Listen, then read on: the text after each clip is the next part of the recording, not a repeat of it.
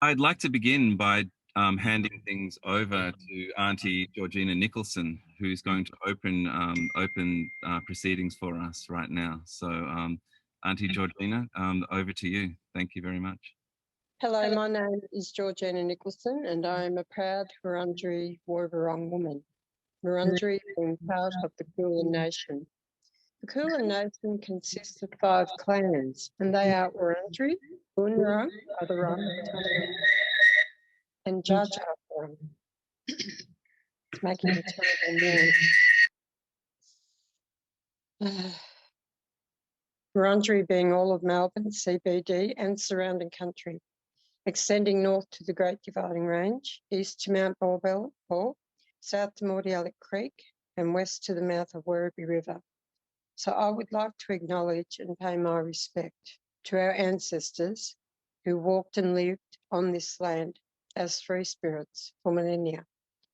I would also like to acknowledge and pay my respect to all Aboriginal and Torres Strait Islander peoples who are with us online today. And I pay my respects to you all and to your elders. So I'm pleased to be doing the welcome today for your event, Common Ground Meditation in Australia. It sounds good. I would also like to acknowledge all the panellists. For those of you tuning in from Wurundjeri country, I would like to say to you, Womanjika, Wurundjeri Balak, Yemen Kundibik. So I'd just like to tell you what I've said in our Woi-wurrung language, and that is welcome to the land of the Wurundjeri people. For those of you tuning in from across Victoria, Australia, perhaps beyond, I'm not sure. So that covers you all. I would like to acknowledge the traditional owners of the lands that you are all joining from, and I pay my respect to you all and to your elders. As we navigate our way through this COVID-19 pandemic,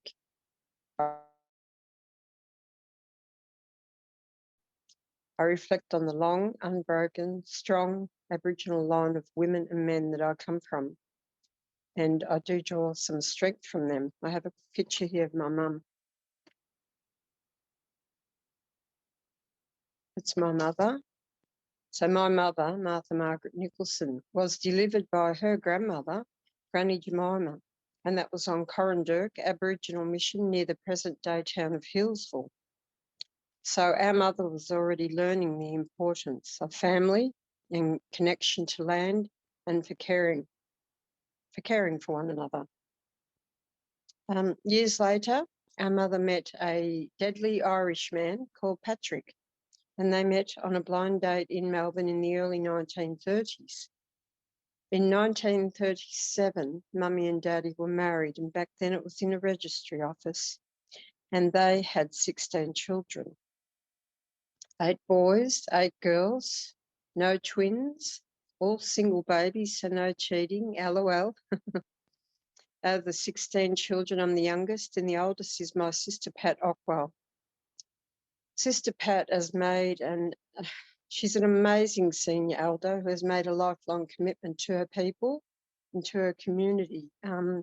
Last year, Sister Pat turned 83, and for an Indigenous woman to reach that age is a real milestone. So they say that Aboriginal people don't live as long as other peoples.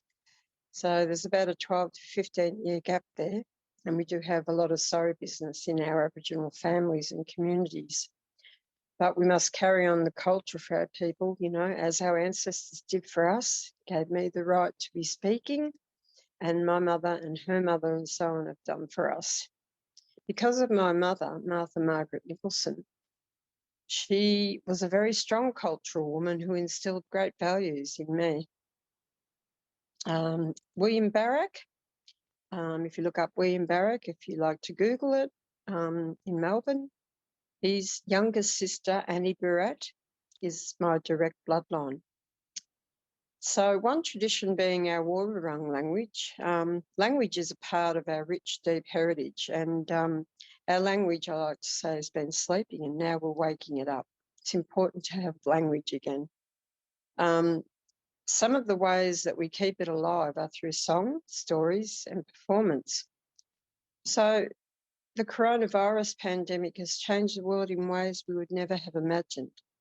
and the implications for our community have been profound for our health, our well-being and our jobs, and that's probably affected everybody. With the more recent lockdown in Victoria, hopefully this will only be for 1 week and then we're out of it. Things haven't gone back to normal, and this coronavirus is lurking around. So, yeah, I mean, in many ways, this event online today has brought into focus the importance of relationships and community. So we're able to connect with one another, even if it is online. It's better than nothing. And you can connect with your family and friends as well. So, it's a good thing to have. I think as people, we need and we crave connection as people. And I didn't realise until that was taken from me in 2019, that we do really need to be in touch with people. There's been some quite lonely times. I live on my own, and it's been a very mentally challenging time for myself, and I'm guessing a lot of people. So Aboriginal culture is the oldest living culture there is. It dates back to 80,000 years plus. So that is a long time, yeah? And, even though we've been through tough times, Aboriginal people, we do know about resilience and solidarity, and connection to land's very important too. We are the sovereign owners of Australia. There have been no treaties with us up to date, and we have never ceded our sovereignty. So Wurundjeri people would like to say to you all, respect the lands you're on, respect the lands, respect the waters, the flora, the fauna, and respect each other. And I'd just like to say to everyone, please take care and stay safe. And if we join together and just listen to our leaders, we should get through this okay. Thank you for having me, and have a great day. Thank you.